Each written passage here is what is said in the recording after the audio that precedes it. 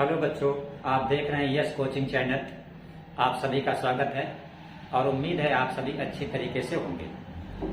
आज हम लोग चर्चा करने वाले हैं घन और घनाभ के आयतन पर। घन और घनाभ जो टॉपिक है इसका हम पूरा A to Z समझेंगे और ये किसी भी प्रतियोगी एग्जाम के लिए बहुत ही आवश्यक है। इससे क्वेश्चन आपसे पूछे जाते हैं। तो सबसे पहले हम समझेंगे कि घन किसे कहते हैं और घनाभ किसे कहते हैं। घन का मतलब अंग्रेजी में क्यूब बोला जाता है और घनाभ को बच्चों क्या बोलते हैं, क्यूबाइड। उसके बाद भी हम समझेंगे कि घन का आयतन क्या होता है और घनाभ का आयतन क्या होता है। फिर हम समझेंगे कि घन का पृष्ठीय क्षेत्रफल, पृष्ठीय क्षेत्रफल जिसे कहते हैं उसे ही कहा जाता है संपूर्ण पृष्ठ। तो घन का पृष्ठीय क्षेत्रफल कैसे निकालते हैं और घनाभ का पृष्ठीय क्षेत्रफल कैसे निकाला जाता है। फिर हम देखेंगे किसी भी घनाकार के अंदर कोई भी वस्तु अगर घनाकार है तो उसके अंदर कितनी लंबाई की वस्तु अधिकतम रखी जा सकती है। इन सभी चीजों का हम पॉइंट टू पॉइंट एक एक करके आप लोगों के साथ एक्सप्लेनेशन करने वाले हैं। तो let us start. What is cube and what is cuboid. तो लिखा हुआ है आपका घन। तो कोई आपसे पूछे कि घन किसे कहते हैं तो आप बताओगे जिसकी लंबाई, चौड़ाई, ऊंचाई तीनों बराबर हो उसे घन कहा जाता है। मतलब L बराबर B बराबर H। अगर लंबाई, चौड़ाई, ऊंचाई तीनों बराबर हैं तो उसे आप घन बोलेंगे।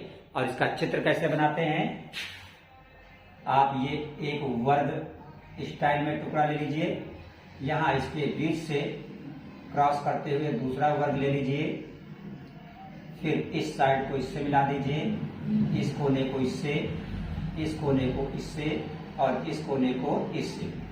ये आपका क्या है, घन है। अगर आपसे पूछे कोई घनाभ क्या है, घनाभ का मतलब इंग्लिश में बोलते हैं इसको क्यूबाइड और घन को क्या बोलते हैं, क्यूब। तो घनाभ किसको कहते हैं कि जिसमें L, B, H not equal. अगर लंबाई, चौड़ाई, ऊंचाई तीनों बराबर नहीं है तो उसे आप क्या बोलेंगे, घनाभ बोलेंगे। अब जैसा कि आप जानते हैं आयतन किसी का भी हो, क्लास 7, 8 से आपको पढ़ाया जाता है कि आयतन का मतलब होता है लंबाई गुणित चौड़ाई गुणित ऊंचाई। मतलब तीनों भुजाओं का गुणा कर दो तो क्या बन जाता है, आयतन बन जाता है। तो आपका जो आयतन का सूत्र होगा घन का, तो L गुणित B गुणित H, मतलब लंबाई गुणित चौड़ाई गुणित ऊंचाई। लेकिन घन में चूंकि तीनों भुजाएं बराबर होती हैं, 1, 2, 3 तीनों बराबर हैं, तो इसको भुजा की घात 3 भी कह सकते हो। मतलब घन का आयतन जो भी होता है वो क्या होता है, भुजा की घात 3। अगर आप भुजा निकालें कि भुजा क्या होती है, तो अगर इधर से क्यूब हटेगा तो इधर क्यूब लग जाएगा, तो क्यूब रूट V। कहने का मतलब कि अगर घन की भुजा मालूम है तो भुजा गुणित भुजा गुणित भुजा 3 बार लिख दें तो आयतन बन जाता है। जैसे किसी घन की भुजा 4 है तो आयतन क्या होगा, 4 गुणित 4 गुणित 4 बराबर 64, 64। और अगर आयतन मालूम है और भुजा निकालनी है तो भुजा बराबर होता है क्यूब रूट आयतन। मतलब आयतन का घनमूल निकाल लीजिए तो वो घन की क्या हो जाती है, भुजा हो जाती है। ठीक इसी तरह अगर आपसे कोई घनाभ का आयतन पूछे तो इसमें आपको लिखना पड़ेगा लंबाई गुणित चौड़ाई गुणित ऊंचाई, क्योंकि इसमें 2 भुजाएं तो बराबर हो सकती हैं बट तीसरी भुजा कभी भी बराबर नहीं होगी। घनाभ की तीनों भुजाएं कभी बराबर नहीं होती हैं। तो आयतन बराबर क्या हो गया घनाभ का, चाहे बोलो L into B into H, चाहे बोलो लंबाई गुणित चौड़ाई और गुणित ऊंचाई। राइट। अब चूंकि 3 भुजाओं का गुणा है इसलिए मात्रक में क्यूब लग जाता है। अगर मान लो तीनों भुजाएं सेंटीमीटर में हैं तो मात्रक क्या लिखा जाएगा? सेंटीमीटर क्यूब, या इसी को हिंदी में लिखा जाता है घन सेंटीमीटर। इसी तरह यहाँ पे घन का भी आयतन का मात्रक सेंटीमीटर क्यूब या हिंदी में घन सेंटीमीटर होगा। अब उसके बाद हम देखेंगे पृष्ठीय क्षेत्रफल या संपूर्ण पृष्ठ। तो यहां पे सबसे इसके पहले विकर्ण लिखा है, चलिए विकर्ण को हम देख लेते हैं। तो विकर्ण जो बराबर होता है, यहां पे पहले विकर्ण समझ लेते हैं। तो जो घन का विकर्ण होता है ये बराबर होता है under root L square plus B square plus H square. लेकिन यहाँ पे तीनों साइड बराबर हैं, तो या तो एल लिखो या बी लिखो या एच लिखो। अगर मान लो तीनों जगह पे एल लिख दिया तो L square plus L square plus L square तो हो गया 3l स्क्वायर, और 3l स्क्वायर में एल निकल आएगा बाहर, तो L under root 3। What is L? L आपकी भुजा है। तो इसका मतलब घन का जो विकर्ण होगा वो बराबर आपका डायरेक्ट सूत्र होगा भुजा रूट 3। ये घन के विकर्ण का डायरेक्ट सूत्र होता है, ये लिखने की जरूरत आपको नहीं पड़ेगी। घन का विकर्ण बराबर भुजा रूट 3। अगर किसी घन की भुजा 5 सेंटीमीटर है तो विकर्ण क्या हो जाएगा? 5 रूट 3। अगर घन की भुजा 6 सेंटीमीटर है तो विकर्ण क्या हो जाएगा? 6 रूट 3। और अगर आपसे पूछा जाए कि मान लो कोई बक्सा घनाकार है या कोई कमरा घनाकार है, उसमें अधिक से अधिक कितनी लंबी वस्तु रखी जा सकती है, तो इसका मतलब आपसे विकर्ण पूछा जा रहा है। जितना उसका विकर्ण होगा उतनी ही लंबाई की अधिकतम वस्तु उसमें रखी जा सकती है, राइट। तो घन का विकर्ण हुआ आपका भुजा रूट 3। अब आप देखेंगे घनाभ का विकर्ण। तो चूंकि घनाभ में LPH बराबर तो होता नहीं है, तो घनाभ का विकर्ण होगा अंडर रूट लंबाई का स्क्वायर प्लस चौड़ाई का स्क्वायर और प्लस ऊंचाई का square, under L square plus B square plus H square. अब हम समझेंगे संपूर्ण पृष्ठ, जिसे कहा जाता है पृष्ठीय क्षेत्रफल। तो आपका जो घन का पृष्ठीय क्षेत्रफल या संपूर्ण पृष्ठ क्षेत्रफल होता है, उसका सूत्र होता है 6 इंटू भुजा स्क्वायर। ये जो पृष्ठीय क्षेत्रफल घन का या संपूर्ण पृष्ठ कुछ भी बोले, तो इसका सूत्र होता है 6 इंटू भुजा का वर्ग।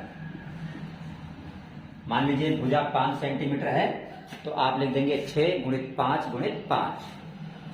इसी तरह ये जो घनाभ है, घनाभ का पृष्ठीय क्षेत्रफल या संपूर्ण पृष्ठ बराबर होता है 2 ब्रैकेट में LB, LB का मतलब लंबाई गुणित चौड़ाई प्लस BH, BH का मतलब चौड़ाई गुणित ऊंचाई प्लस HL, H का मतलब ऊंचाई गुणित लंबाई। तो ये आपके थे घन और घनाभ पर आधारित आने वाले प्रश्नों में यूज होने वाले इंपॉर्टेंट फार्मूला सूत्र। ये सूत्र आप तैयार कर लेते हैं तो घन और घनाभ से संबंधित कोई भी क्वेश्चन होगा आप उसको बहुत ही आसानी से हल कर सकते हैं एग्जाम में। तो चलिए अब हम देखते हैं घन और घनाभ पर आधारित कुछ इंपॉर्टेंट प्रश्न जो एग्जाम में पूछे जा चुके हैं। देखिए क्वेश्चन आपका लिखा हुआ है, लिखा है एक घनाभ की लंबाई, चौड़ाई तथा ऊंचाई का अनुपात 19:11:13 है। यदि लंबाई ऊंचाई से 30 सेंटीमीटर अधिक है तो घनाभ का आयतन बराबर क्या? मतलब घनाभ का आयतन ज्ञात करना। तो घनाभ किसे कहते हैं? जिसकी लंबाई चौड़ाई ऊंचाई बराबर नहीं होती है।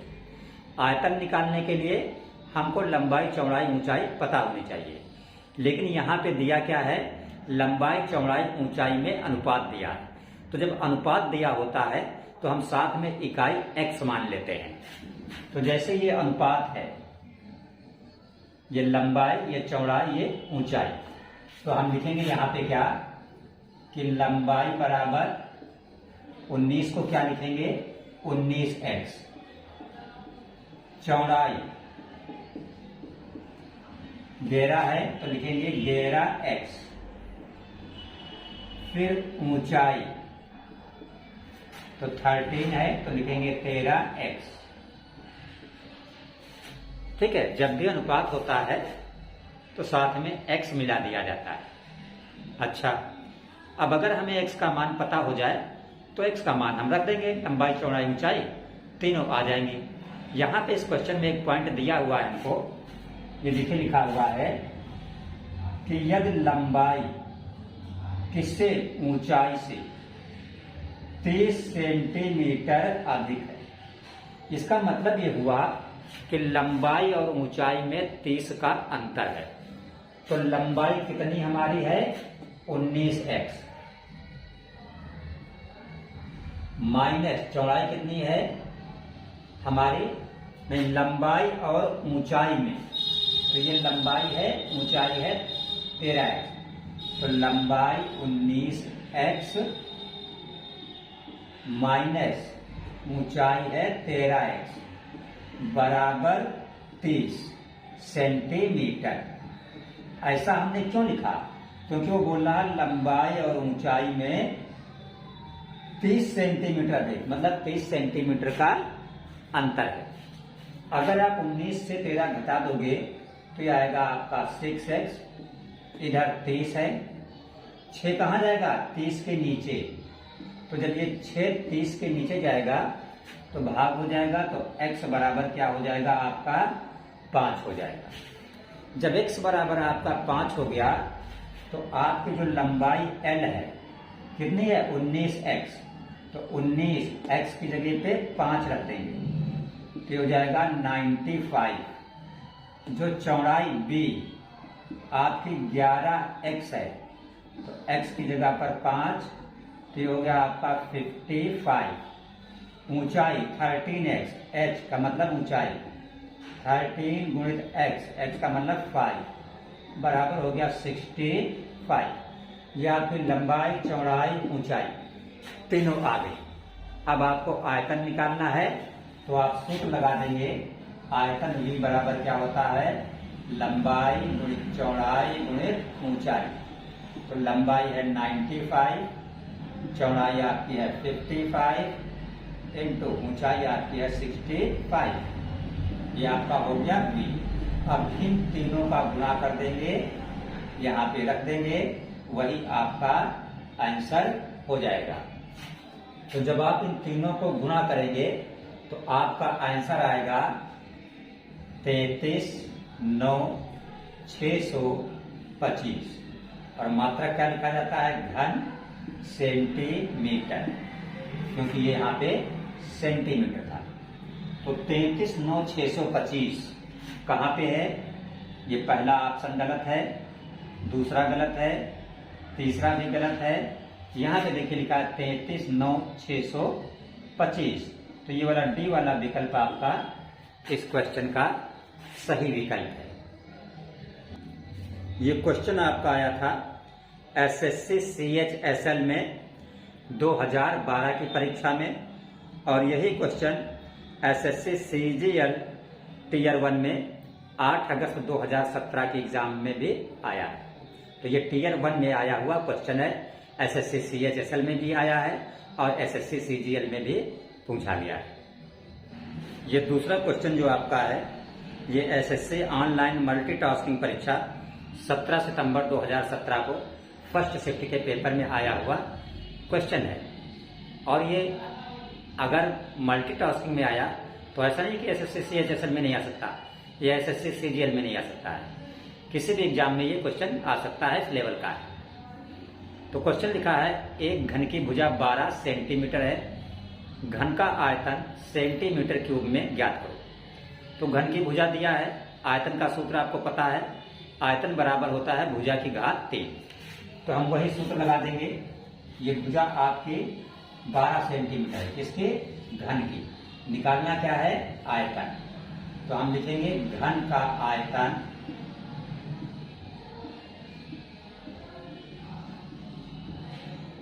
बराबर भुजा की घात 3। अब भुजा हमारी कितनी है? 12 है। तो इसका मतलब यहाँ पे 12 आएगा, 12 पे घात 3, यानी 12 कितनी बार? 3 बार। आप 12 को 12 से गुणा कर दोगे 144 आ जाएगा, गुणित 12, फिर 144 को 12 से गुणा कर दोगे तो आ जाएगा 1728। ये आपका आंसर हो जाएगा। तो फर्स्ट ऑप्शन में आपका 144 है, गलत है। दूसरे ऑप्शन में बी में आपका 1728 लिखा हुआ है, तो ये आपका सही विकल्प है इस क्वेश्चन का। ये क्वेश्चन जो आपका लिखा हुआ है ये एसएससी सीजीएल 1999 में, 2004 में, 2006 में और 2010 में पूछा गया है। एसएससी सीपीओ में 2009 में पूछा गया है। एसएससी ऑनलाइन सीपीओ में जुलाई 2017 में भी ये क्वेश्चन पूछा गया है। काफी इंपॉर्टेंट है प्रतियोगी परीक्षाओं के लिए क्वेश्चन आपका लिखा हुआ है, एक 6 मीटर लंबे, 8 मीटर चौड़े, 20 मीटर ऊंचे कमरे में रखी जाने वाली सबसे लंबी छड़ की लंबाई क्या होगी?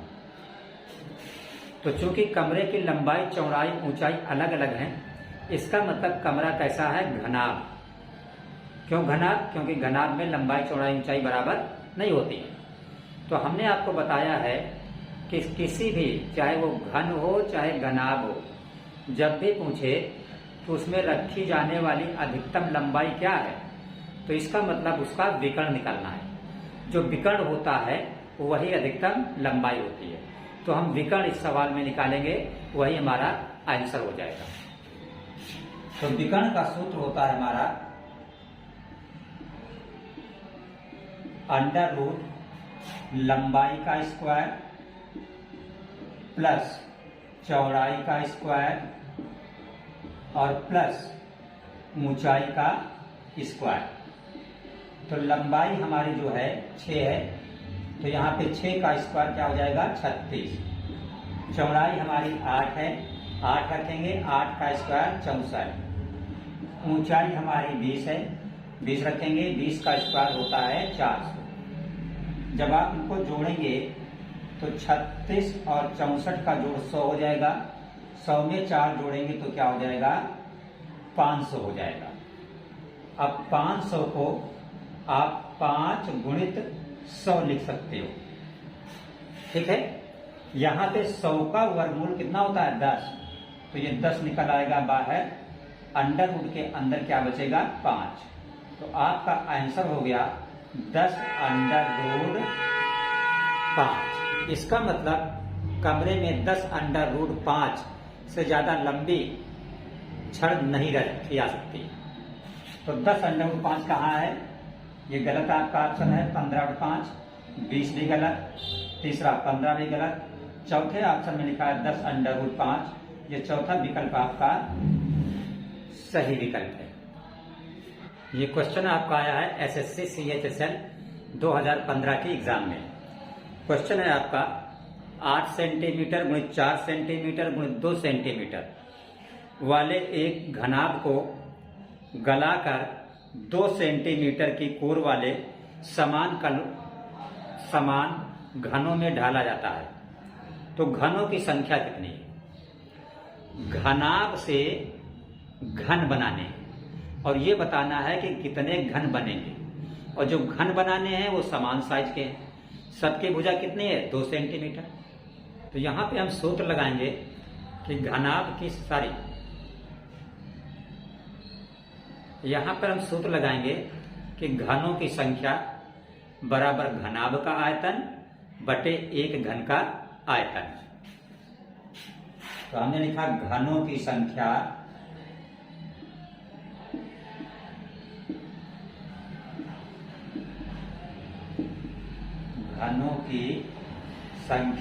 बराबर घनाभ का आयतन